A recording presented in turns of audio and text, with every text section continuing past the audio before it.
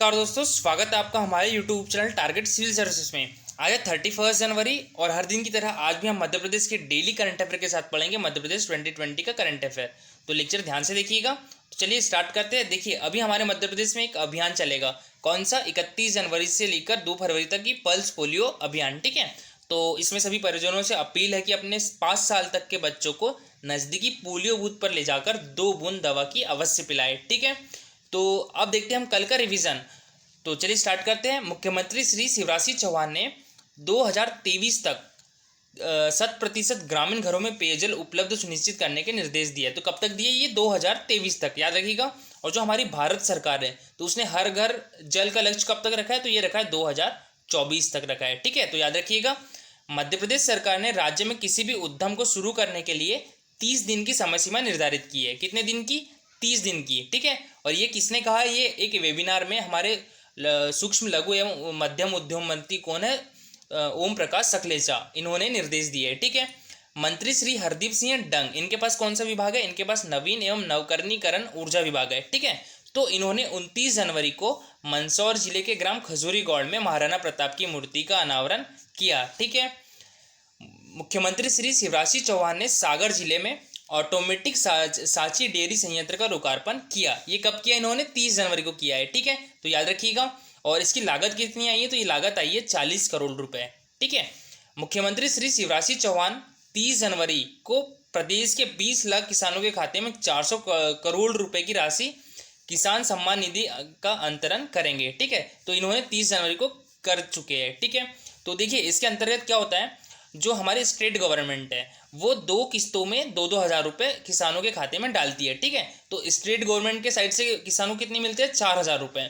और जो हमारी सेंट्रल गवर्नमेंट है वो 3 किस्तों में 2-2 हज़ार रुपये डालती है। ठीक है, तो सेंट्रल गवर्नमेंट से कितने मिलते हैं? 6,000 रुपये। तो एक वित्तीय वर्ष में किसान को मिलते हैं 10,000 रुपये। ठीक है, तो याद रखिएगा 10,000 रुपये। और ये जो स्टेट गवर्नमेंट किसान सम्मान निधि है ये सिर्फ हमारी मध्य प्रदेश गवर्नमेंट देती है। ठीक है, तो याद रखिएगा सूक्ष्म लघु एवं मध्यम उद्यम यानी MSME। ठीक है, MSME एवं मध्य प्रदेश के अटल बिहारी वाजपेयी सुशासन संस्थान, ये दोनों मिलकर एक वेबिनार किया इन्होंने। ठीक है, तो ये कब किया? ये भी 30 जनवरी को किया। तो याद रखिएगा। अब देखते हैं नेक्स्ट क्वेश्चन। मध्य प्रदेश के पर्यटन विभाग द्वारा आसपास टूरिज्म अभियान शुरू किया है। किसके द्वारा? पर्यटन विभाग के द्वारा। तो इसकी मंत्री कौन है? इनकी मंत्री है सुश्री उषा ठाकुर। ठीक है, गणतंत्र दिवस समारोह में जनजाति विभाग की झांकी को योजनाओं के श्रेष्ठ प्रदर्शन के लिए प्रथम पुरस्कार मिला है। ठीक है, तो किसको? जनजाति विभाग। ये किसके पास है? ये विभाग है मीना सिंह मांडवे के पास है। ठीक है, याद रखिएगा मीना सिंह मांडवे। अब देखते हैं हम आज के करंट अफेयर। ठीक है, तो चलिए स्टार्ट करते हैं। राज्य सरकार ने 2020-21 में प्रदेश में कितनी गौशालाओं के निर्माण की स्वीकृति प्रदान की है? तो ये 2409। ठीक है, तो इसका आंसर क्या हो जाएगा? Option number C. देखिए, जो हमारे मध्य प्रदेश में मुख्यमंत्री गौ सेवा योजना है इसके अंतर्गत 1004 गौशालाओं में से 963 गौशालाओं का निर्माण हो चुका है। और जिसमें से जो 905 गौशाला है इनका संचालन भी हो चुका है, जिसमें कितनी गाय रह रही है? 71,027 गाय रह रही है। अब हमारी राज्य सरकार ने 2020-21 में 2409 गौशालाओं के निर्माण की भी स्वीकृति दे दी है। ठीक है, अब देखते हैं हम नेक्स्ट क्वेश्चन। राष्ट्रीय महिला आयोग द्वारा किस जिले की आंगनवाड़ी कार्यकर्ता नाजिरा खान को कोविड विमन वॉरियर सम्मान से नवाजा जाएगा? तो ये किस जिले की है? ये श्योपुर जिले की है। ठीक है, तो याद रखिएगा। और 31 जनवरी यानी आज के दिन हमारा जो राष्ट्रीय महिला आयोग है वो 29वां स्थापना दिवस मना रहा है। ठीक है, और राष्ट्रीय महिला आयोग यानी महिला बाल विकास की मंत्री कौन है? केंद्रीय मंत्री। तो यह है स्मृति ईरानी है। तो याद रखिएगा। और ये जो नाजिरा खान है ये श्योपुर जिले के हीरा गांव की आंगनवाड़ी कार्यकर्ता है। ठीक है, तो याद रखिएगा। अब देखते हैं नेक्स्ट क्वेश्चन। किस क्षेत्र की विद्युत वितरण कंपनी देश की पहली विद्युत वितरण कंपनी बन गई है जिसने आर्टिफिशियल इंटेलिजेंस आधारित वॉइस बोर्ड की सुविधा उपलब्ध कराई है?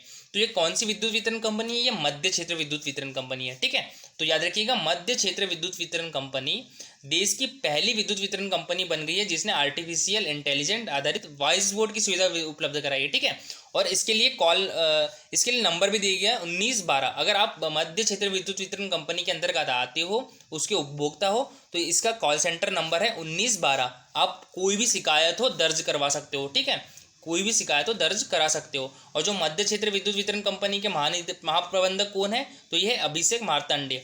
याद रखिएगा। और देखिए मध्य क्षेत्र विद्युत वितरण कंपनी है, इसके अंतर्गत 4 संभाग आते हैं। कौन कौन से? एक तो भोपाल, नर्मदापुरम, ग्वालियर, चंबल। ठीक है, तो ये 4 संभाग आते हैं, 4 संभाल के 16 जिले। ठीक है, याद रखिएगा। और जो ये आर्टिफिशियल इंटेलिजेंट है तो इसका नाम क्या रखा है? तो इसका नाम रखा गया है निष्ठा। ठीक है, अब देखते हैं नेक्स्ट क्वेश्चन। मुख्यमंत्री श्री चौहान ने किस जिले में ऑटोमेटिक सांची डेयरी संयंत्र का लोकार्पण किया? तो ये सभी को मालूम है, सागर में। ये क्वेश्चन हो चुका था। तो सागर संभाग के 6 जिले सागर, छतरपुर, पन्ना, दमोह, टीकमगढ़, निमाड़ी से सहकारी समितियों के माध्यम से दूध एकत्र किया जाएगा। ठीक है, तो अभी जो इसकी कैपेसिटी है वो 40,000 लीटर दूध की है। ठीक है, तो इसको बढ़ाकर 1,00,000 लीटर किया जाएगा, तो याद रखिएगा। अब देखते हैं हम नेक्स्ट क्वेश्चन। मुख्यमंत्री श्री चौहान ने कब से गेहूं, चना, मसूर की समर्थन मूल्य पर खरीदी प्रारंभ करने की घोषणा की है? तो ये की है 15 मार्च से। तो इसका आंसर क्या हो जाएगा? Option number C. ठीक है, 15 मार्च यानी एमएसएमई पे खरीदी जाएगी। ठीक है, एमएसपी पर। ठीक है, मिनिमम सपोर्ट प्राइस पर। याद रखिएगा, गेहूं, चना और मसूर। अब देखते हैं नेक्स्ट क्वेश्चन। श्री राम माधव की पुस्तक बिकॉज इंडिया कम फर्स्ट का विमोचन किसने किया? तो ये किया है हमारे माननीय मुख्यमंत्री शिवराज सिंह चौहान ने। तो इसका आंसर क्या हो जाएगा? Option number C. ठीक है, शिवराज सिंह चौहान। और जो राम माधव जी है ये बीजेपी के पूर्व महासचिव है और अभी संघ के प्रवक्ता है। ठीक है, तो इनकी बुक का नाम याद रखिएगा, बिकॉज इंडिया कम फर्स्ट। अब देखते हैं नेक्स्ट क्वेश्चन। मुख्यमंत्री श्री शिवराज सिंह चौहान ने किस जिले में लोक सेवा केंद्रों पर फीडबैक मशीन का उद्घाटन किया? तो ये किस सेवा केंद्र पर किया है? ये सागर सेवा केंद्र पर किया है। ठीक है, तो इसका आंसर क्या हो जाएगा? ऑप्शन नंबर बी, सागर। अब देखते हैं नेक्स्ट क्वेश्चन। निःशक्तजन कल्याण आयुक्त ने किस जिला प्रशासन को 15 दिनों में दिव्यांगों को 100% UDID कार्ड जारी करने के निर्देश दिए हैं? तो इसका मतलब क्या होता है? UDID इसकी फुल फॉर्म क्या होता है? तो यूनिक डिसेबिलिटी आइडेंटिफिकेशन। याद रखिएगा, यूनिक डिसेबिलिटी आइडेंटिफिकेशन कार्ड जारी करने के निर्देश दिए। तो ये इंदौर जिला प्रशासन को दिए। ठीक है, 15 दिनों के अंदर आपको UDID कार्ड जारी करना है। किसके? दिव्यांगों के। ठीक है, तो इससे क्या होगा? उन दिव्यांगजनों को बस किराए में छूट भी मिलेगी। ठीक है, और इससे जो हमारी बसें रहेगी, अभी इंदौर जिलों में जो 450 बस है उसको डिसेबल्ड फ्रेंडली बनाया जाएगा। ठीक है, तो जिले में बंदर झीरे के निवासियों को शासन द्वारा जमीन का पट्टा वितरित किया जाएगा। तो ये किस जिले में? ये बालाघाट जिले में। तो इसका आंसर क्या हो जाएगा? Option number D. ठीक है, बालाघाट। अब देखते हैं, हमने जो कल करंट अफेयर कह रहे थे 2020 के, उनका रिवीजन कर लेते हैं। तो इंदौर जिले में देश का पहला और दुनिया का दूसरा इन्फेंट्री म्यूजियम निर्माणाधीन है। ठीक है, कहाँ पर? इंदौर जिले में। यूजीसी एंटी रैगिंग हेल्पलाइन की रिपोर्ट के अनुसार रैगिंग के मामले में मध्य प्रदेश कौन से स्थान पर है? तो ये दूसरे स्थान पर है। ठीक है, तो याद रखिएगा। और पहले स्थान पर कौन है? तो यूपी है। ठीक है, मध्य प्रदेश उर्दू अकादमी के अध्यक्ष कौन है? तो ये डॉक्टर अजीज कुरैशी है। अब देखते हैं हम जो 2020 के कुछ क्वेश्चंस देखते हैं। ठीक है, करंट अफेयर के। तो एक जिला एक फसल पर कार्यशाला आयोजित करने वाला देश का पहला राज्य कौन सा है? तो ये है हमारा मध्य प्रदेश। ठीक है, ऑप्शन गलत दी हुआ है, मध्य प्रदेश डाल दीजिए। ठीक है, अब देखते हैं नेक्स्ट क्वेश्चन। पूर्व मुख्यमंत्री श्री कमलनाथ ने किस जिले में माइक्रो उद्वहन सिंचाई योजना का शिलान्यास किया? तो ये किया है धार जिले में। ठीक है, तो इसका आंसर क्या हो जाएगा? Option number A, Dhar district. और इसमें एक इंपॉर्टेंट बात ये है कि जो ये सिंचाई योजना है इसका नाम टांटे भील के नाम पे रखा जाएगा। ठीक है, तो याद रखिएगा।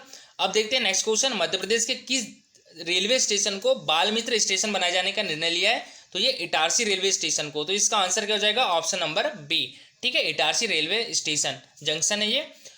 वर्ल्ड एयर क्वालिटी इंडेक्स 2019 की रिपोर्ट के अनुसार मध्य प्रदेश का सबसे प्रदूषित शहर कौन सा है? तो यह है सिंगरौली। ठीक है, और सेकंड पे कौन है? तो ये भोपाल है।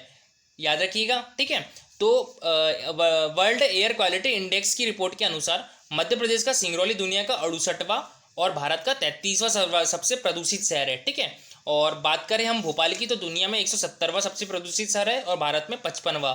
अब देखते हैं हम नेक्स्ट क्वेश्चन। तो देखिए एक बार यहाँ मध्य प्रदेश की विधानसभा की वर्तमान स्थिति देख लेते हैं। तो भारतीय जनता पार्टी की कितनी सीट है यहाँ पे? 126 है, और कांग्रेस की 96 है, और बहुजन समाजवादी पार्टी की कितनी है? तो 2 है, और समाजवादी पार्टी की 1 है, और निर्दलीय की 4 है, और 1 सीट इसमें रिक्त है। ठीक है, तो याद रखिएगा। देखिए हमारे मध्य प्रदेश में राज्यसभा की सीटें हैं 11 और लोकसभा की है 29। ठीक है, और विधानसभा की कितनी सीट है? तो ये 230 है। और बात करें हम उपचुनाव जो हुए थे 2020 में, तो उसमें भारतीय जनता पार्टी ने 19 सीटें जीती थी और कांग्रेस ने कितनी जीती थी? 9 सीटें जीती थी। ठीक है, तो याद रखिएगा। और जो ये लोकसभा की 29 सीटें हैं इसमें से मात्र 1 सीट पर कांग्रेस है और बाकी जो 28 सीट है उस पर कौन है, तो ये बीजेपी है। और जो अभी हमारा राज्यसभा चुनाव हुआ था 3 सीटों पर 2020 में, तो इसमें कौन कौन जीता था, एक कांग्रेस से जीते थे श्री दिग्विजय सिंह, और बीजेपी से जीते थे श्री ज्योतिरादित्य सिंधिया, और किससे, ये भी बीजेपी के है, डॉक्टर सुमेर सिंह सोलंकी। याद रखिएगा 2 राज्यसभा सांसद गए हैं बीजेपी के, और एक कहाँ से गया है, ये गया है कांग्रेस से। ठीक है, अब देखते हैं हमने जो कल क्वेश्चन किया था, चंद्रशेखर आजाद का जन्म मध्य प्रदेश के किस जिले में हुआ है, तो ये हुआ है झाबुआ जिले में। तो इसका आंसर क्या हो जाएगा, ऑप्शन नंबर सी। और सभी लोगों ने बहुत अच्छा आंसर किया है। जो सबसे अच्छा आंसर किया है ये प्रिया मिश्रा द्वारा किया गया है, और लड़कों में किया गया है बबन चौहान के द्वारा। ठीक है, तो थैंक यू सो मच, सभी ने बहुत अच्छे आंसर किए हैं। मैं सबके आंसर पढ़ता हूँ। ठीक है, अब आज के लिए क्वेश्चन है, मध्य प्रदेश का सबसे पुराना संगीत महाविद्यालय माधव संगीत महाविद्यालय कहाँ पर स्थित है। ठीक है, तो ये ऑप्शन दिए हुए और आपको देना है, पूरे डिटेल में इसका आंसर देना है। ठीक है, और ज़्यादा से ज़्यादा लोग आंसर देना। ठीक है, और जो सबसे अच्छा आंसर करता है उसको लाइक भी कीजिएगा। ठीक है, और अगर आपको लेक्चर अच्छा लगा हो तो लाइक, शेयर और कमेंट जरूर करिएगा। और अगर आप हमारे टेलीग्राम चैनल से जुड़ना चाहते हो, इस पर होती है हर दिन 20 क्वेश्चन की फीस। ठीक है, तो इसकी लिंक डिस्क्रिप्शन बॉक्स में दी हुई है। और अगर आप हमारा इंस्टाग्राम चैनल ज्वाइन करना चाहते हो तो इसकी भी लिंक दी हुई है, तो ज्वाइन कर सकते हो। और प्लीज़ लाइक और शेयर जरूर करिएगा। Thank you for watching this video.